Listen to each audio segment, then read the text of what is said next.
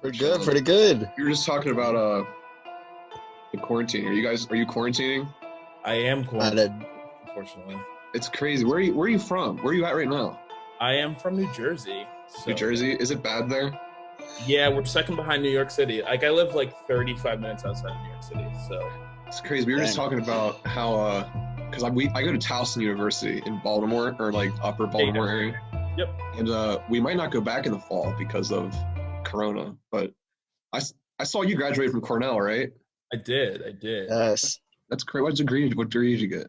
So I got my degree in information science, if you know what that is. It's not a very common degree, so, I mean. Did you want to do did they have like a film type of degree there? They did, but I didn't do film. I chose not to. You didn't want to do it? It's probably a smart idea. So essentially information science is kind of like front end coding, like front end development. So like I know how to like design a website or design like an app, just like user experience stuff. And I kind of learned about like design elements and design like aspects, which I could apply to video. We had like a film aspect of our school. Like I love digital media, social media. And then the professors there are amazing in terms of like all that stuff. So like, I don't know, the major was just kind of right for me. So when did you graduate? 2018, right? 2018, correct. Did you, what are you doing with that degree now? What are you doing right now? See, it's a great question because I'm not using it at all. Yeah. It's like some crazy stat, like 38%. Maybe that's not right, but it's low percentage of people actually use their degree when they get out of college. Yeah. It's kind of crazy. I work in an accounting firm, as weird as that is. Is pursuing like YouTube, and has that always been like a dream of yours?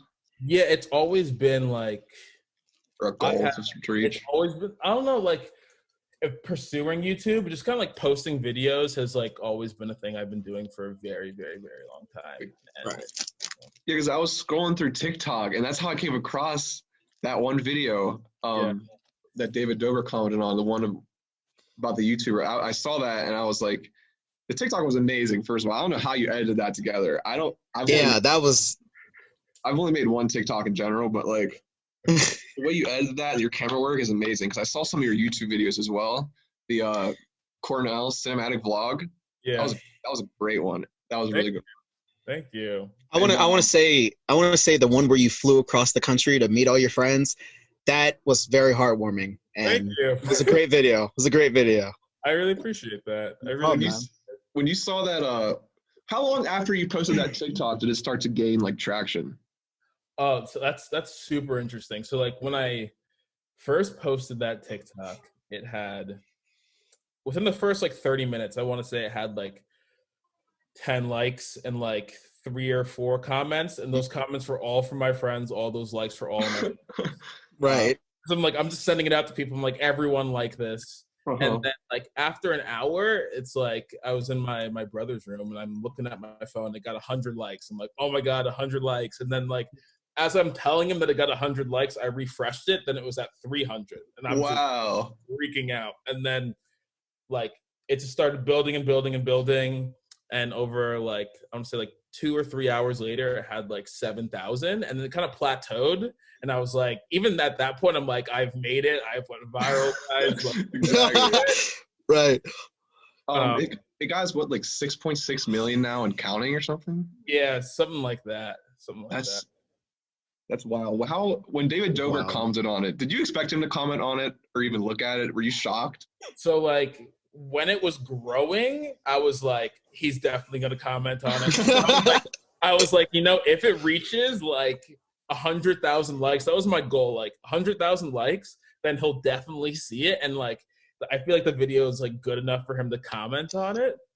What was crazy is that like, I was telling you guys that like it went up, and then at 7,000, it kind of just froze.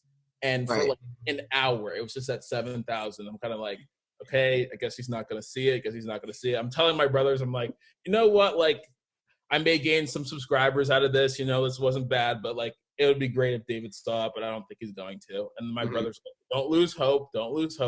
And when the video had 7,000 likes, it had 20,000 views. That's when David commented on it. And I was like, this video isn't even viral yet. Yeah, wow.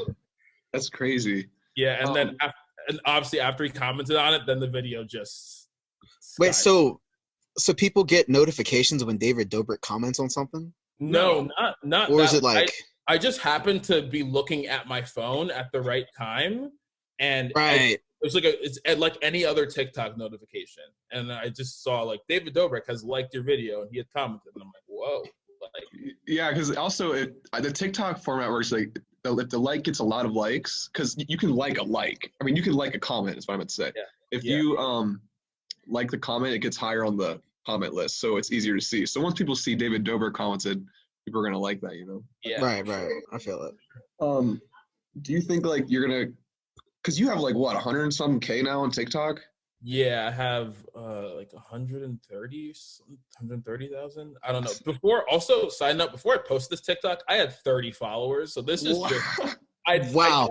That's like that's actually nuts how fast that grew. It makes no sense. It really makes no sense. Are you gonna like start like pursuing or posting more TikToks on there? I'm gonna post more TikToks, but like I don't think I'm gonna post TikToks, if you know what I mean. Yeah. Yeah. Definitely. Like I had someone called me earlier on this week, and they're like, "Oh, so you make TikToks, right?" And I was like, I don't really make TikToks, but like, yeah, I'm gonna like. I have like a couple like the video I'm surprising my friends. I feel like I could like make that shorter into like 2 TikToks, like a part like for part 1 or like for part 2. Yeah, like, definitely. That could be like a short one. I have all these like really cool like short stories that I could tell. And I feel like I'm gonna film them like their YouTube videos, but then post them on TikTok. So this is like a side thing to what you're not actually trying to pursue like influencer or like maybe something with film even. It was never like a goal for me. It was kind of like I've just been doing it for fun for so long. Like I've been making videos since I was 13 years old and I'm 24 now. And I've been consistently making videos, and it's just like I said, it's just something I did for fun a lot. And if something happens, like that's gonna be great. And now I have like an audience, so now it's gonna be like, more of a thing. Yes, definitely.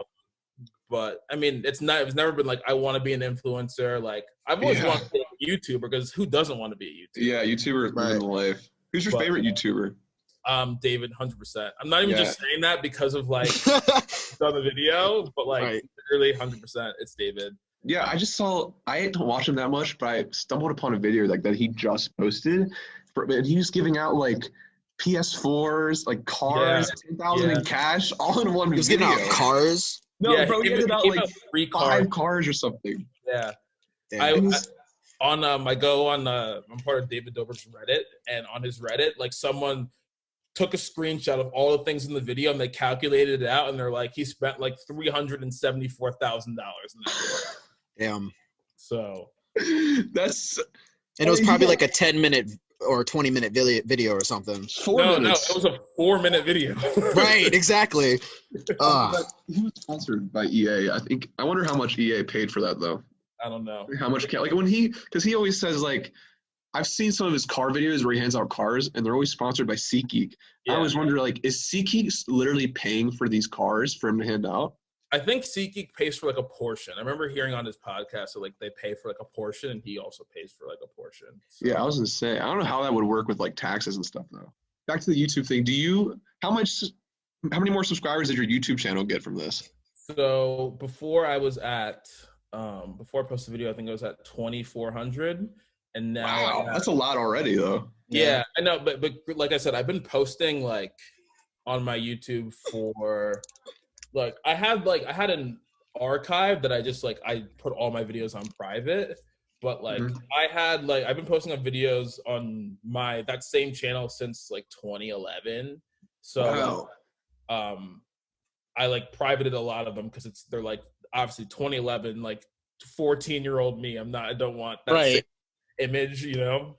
How did you get so well with you work well with a camera? Like if you watch his vlogs, it's so interesting because like I never went to film school or taken a film class or like none of that. I just watch a lot of YouTube, and I just watch a lot of people, and I'm like, I try to emulate what they do and like kind of add my own style to it. And it's a lot of practice. Like it's, once again, I've been doing it for so long. Like this wasn't like oh my God, I'm going to pick up my camera and figure something out. Like, no, it's like I've been doing it for a long time, and things kind of came together. Well, how long does it usually take you to record and then to edit the videos that you do? Oh, that's a good question. It depends. Probably depending on each shoot though. Yeah, right? yeah, probably.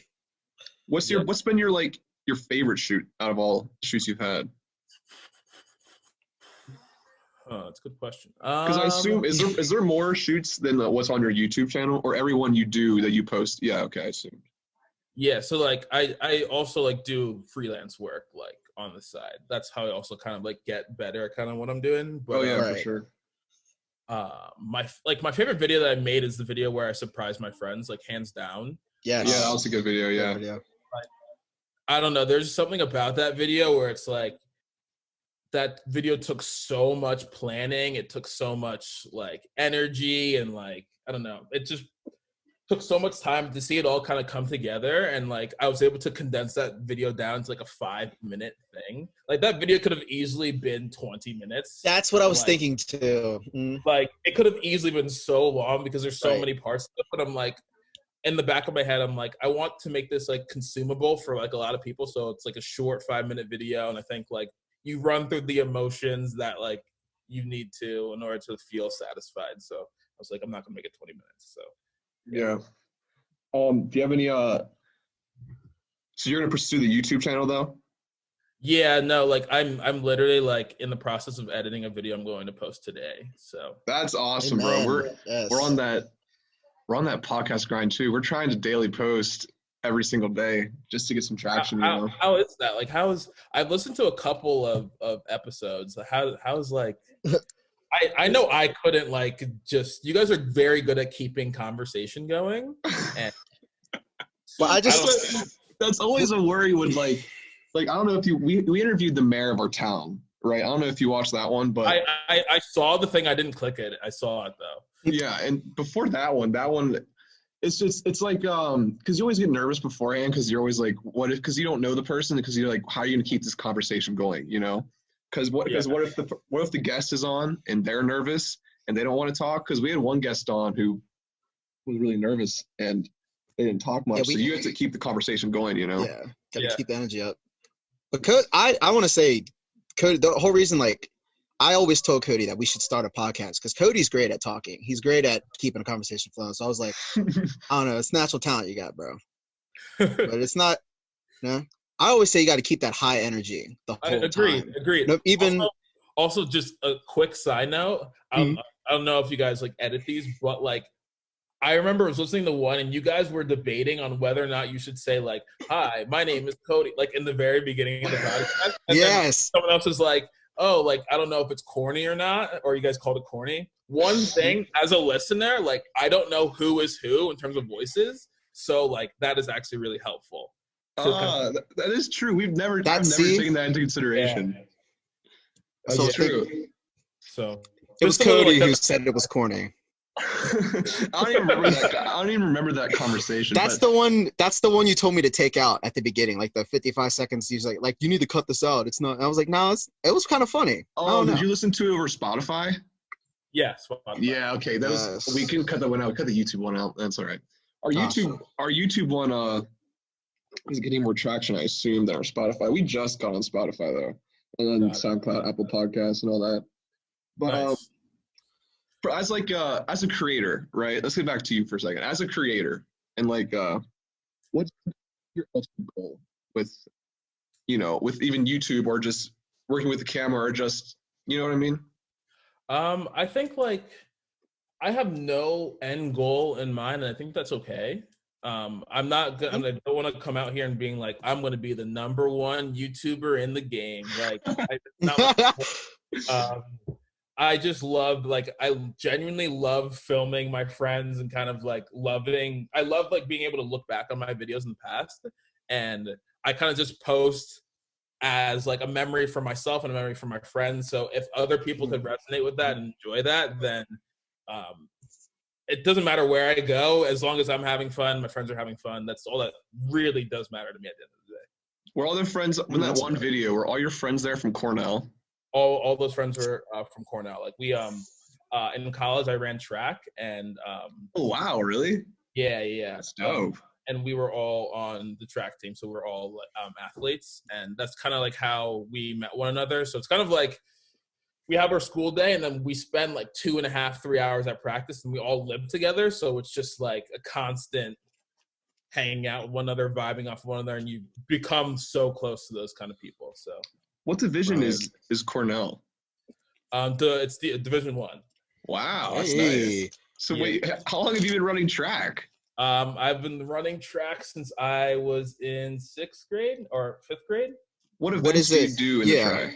So I ran the 400 in college. I ran the 400 and the 500. Wow, that's actually it's impressive. I could never ever do track. The only sport I was really ever good at is tennis. But anyway, track is one of those sports where it's like everyone like track for. I would say that for 90% of people, track is always like their B sport. Like everyone's like, I'm going to use track to get faster at football or to get faster at basketball or to just like improve and like it came to the point for me, like I wanted to play basketball, but like I was like pretty fast and I was getting like all these letters from all these different colleges for track. And I'm like, okay, maybe I should take track a little bit more seriously. And then, where did you all get offered for track? I got offered from like Rutgers, University of Maryland, Johns Hopkins. Hey, Maryland, shout out. Yeah, there let's see what else. Brown, Princeton, and I don't know. I think that was Bucknell.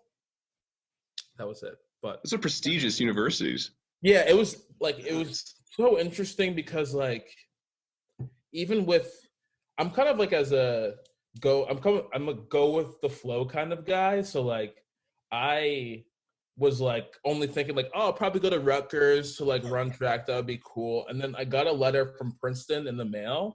And then I was like, oh wait, my grades are good enough to like get into this school. Like I wasn't even thinking. Right. And because I was kind of like, if I'm going to do track, like I'm just going to go to one of these like big state schools. But then like all these Ivy League started like reaching out, and then I started taking that a little bit more seriously. And yeah, I eventually chose Cornell. Well, question about because I know a lot of people who go to college for sport, and then they say that it becomes more like a job, and so they lose the fun, like they lose the joy and passion that they had for it. Do you feel any of that? Or definitely initially, like when I started, I partially tore my ACL. Right. And so my sophomore year, I partially tore my MCL, my ACL, and my kneecap. How'd you do that? Oh, those are. Yeah, I was just like, we were doing a drill. We were jumping over hurdles. I don't even do hurdles, but we were just doing like explosive drills. And I just landed awkwardly, and like my knee just kind of bent, and I just broke everything. And at that point, trying to come back from that, it really felt like a job, because it's like, I like knowing that you were once faster, knowing that you were once quicker. It's kind of like not as motivating when you don't see results. Right. But it was a blessing in disguise, because what had happened was what really like brought me to where I am today is I got hurt. And when I got hurt, I still wanted to like kind of motivate the team to like do a little bit more. So I just started making videos, like hype videos for the team. And I started making more and more videos with the team, and I started making just videos with my friends. And I kind of like fell in love with making videos again, because like I kind of stopped it for like a little bit, and that kind of turned into just making more and more content. And here I am today. So I mean, I got hurt. I know it didn't really answer your question, because like it Nah, man. No. Good. Was Cornell like your first choice for colleges? It was my first choice. Yeah, it was just when I went to Brown, I didn't really enjoy it. When I went to Princeton, like I was walking around and I just like, this is gonna sound so bad, but like I just saw a lot of people like sitting and reading books, and I was like, I just can't. It was just not the vibe. Right. And when I went to Cornell. Like, Cornell's it's the biggest Ivy League, so kind of like. Oh, really? I didn't know that. Yeah. Like Princeton has like I think it's like 4,000 people, but in total. But like a place like Cornell has like undergrad. There's like 19,000 people, I think.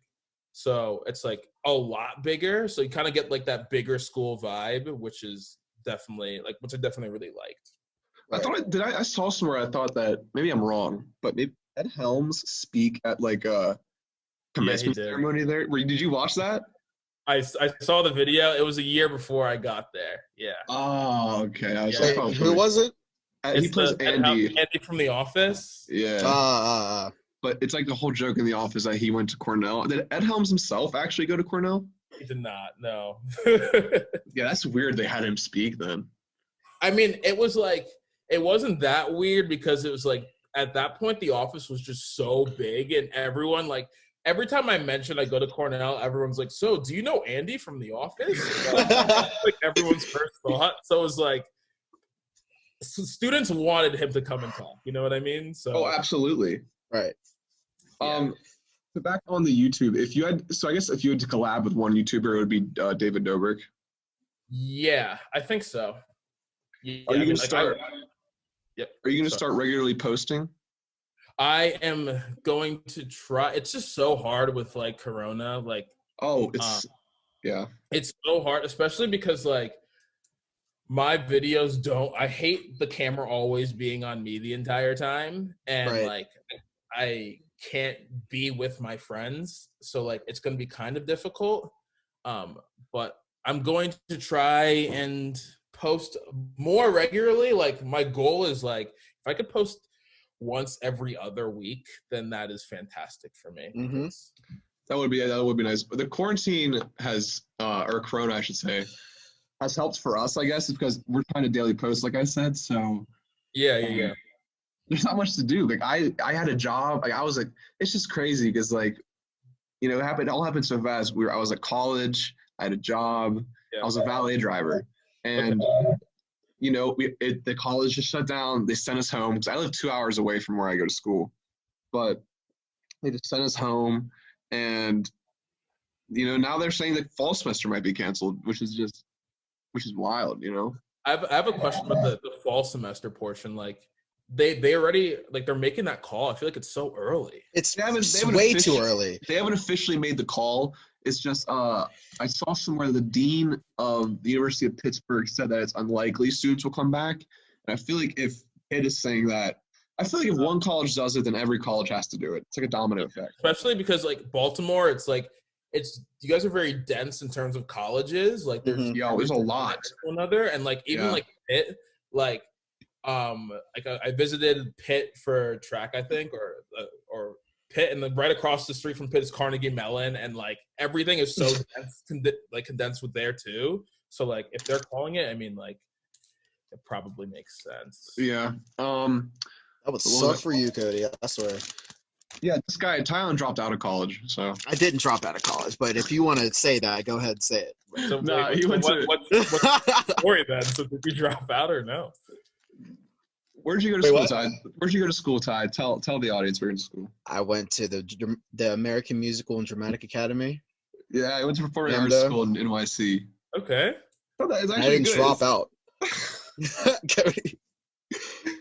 People were dropping though. I almost dropped out. I won't lie. I almost dropped out a couple. Let me tell you a story. Real quick story. This is a sad moment. It's bittersweet moment for me. I was in class and I was supposed to play this very confident character and I wasn't playing it well, and my teacher stops the scene and says to me, "Tyyonn, why are you such a fucking pussy?" Said what? That. Yes, to me. And he stopped. My teacher stopped the scene, got in my face and said, "Tyyonn, why the fuck are you such a pussy?" And I almost started it took everything I had to push them tears down. Yeah, I would have definitely almost started crying. I probably would have needed a couple minutes. Right. To get myself together. But the thing is, he pulls me to the side after class and tells me, he was like, "Look, man, I don't ever want you to feel sorry for yourself. I don't even me calling you a pussy, don't let that get to you." He said, "Who am I? Who am I to you? I'm your teacher." "Okay, cool. And I called you pussy, so what? Why should you care?" You go do you. And I was like, and like he tore me down and built me. And I was getting ready to drop that moment when he said that. I was like, fuck this. I don't know why I'm here in New York. Honestly, I don't know why I came here. I am a pussy. Fuck this guy.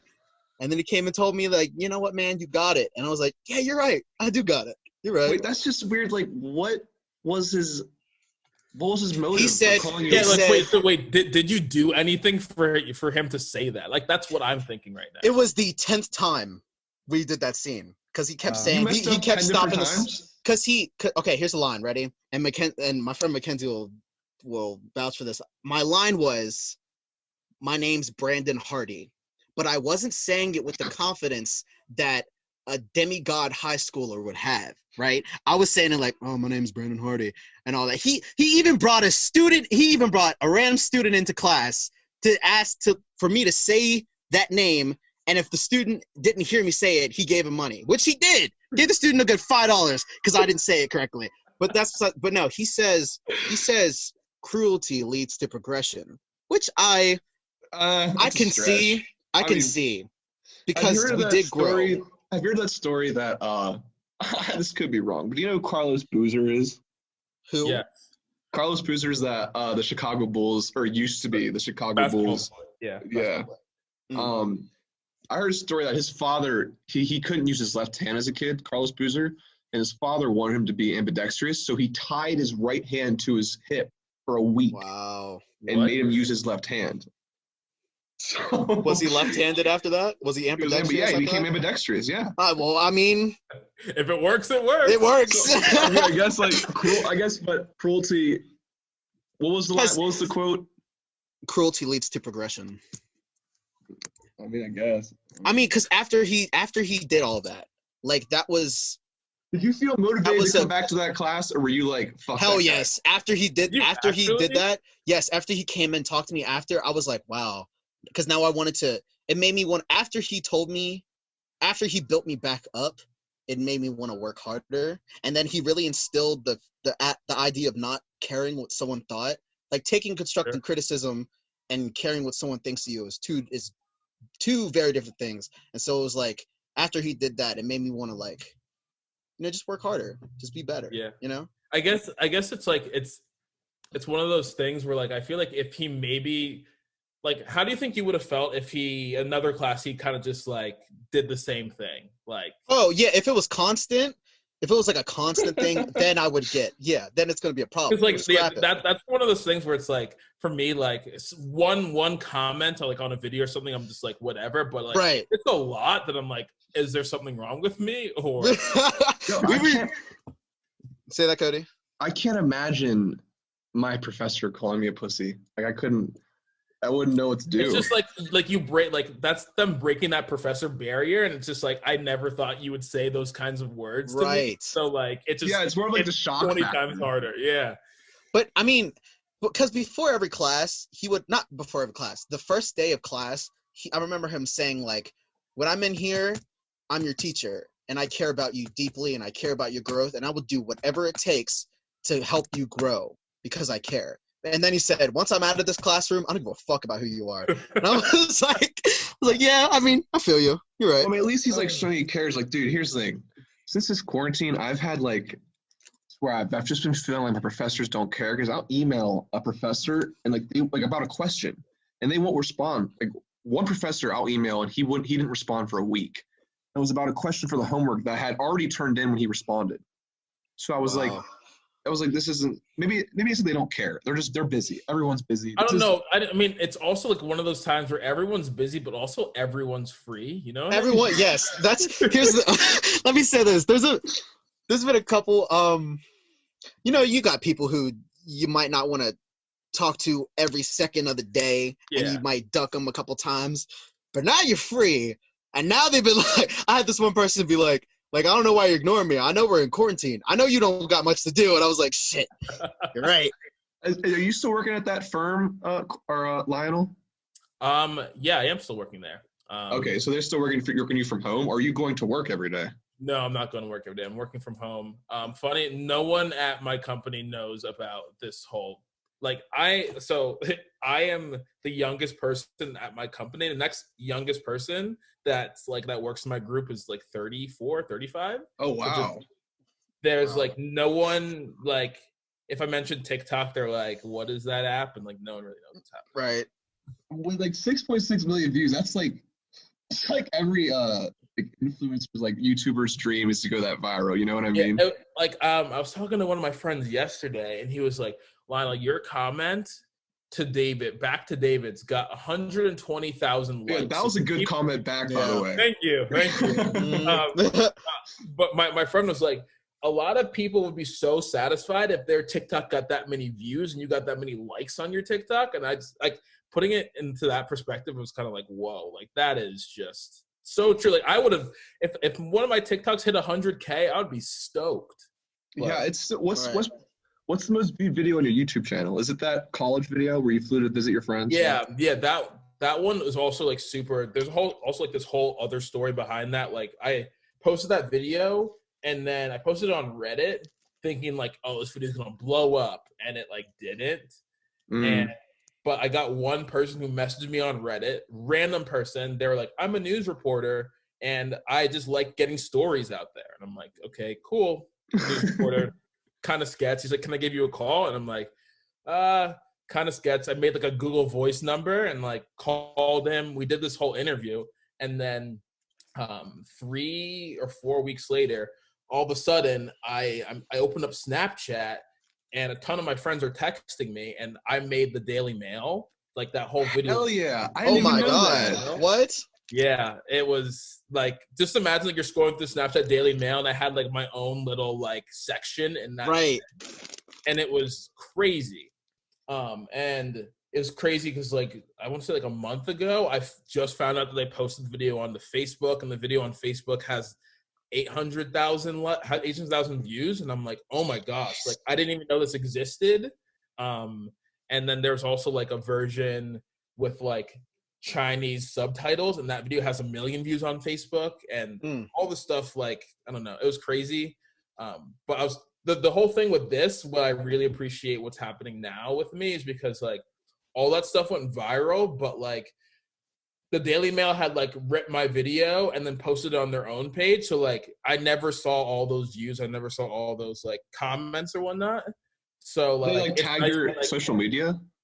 So like I gained a couple of followers on Instagram, and I gained like maybe I want to say like 400 or 500 subscribers on YouTube. But like it was like, I know this video has been being viewed like hundreds of thousands, if not millions of times. And like, it's also weird to say to someone, hey, I got this viral video on the Daily Mail, and then you go to my YouTube and you see like this video has 4,000 views. They're like, you're crazy. This video isn't viral. But, yeah. Right.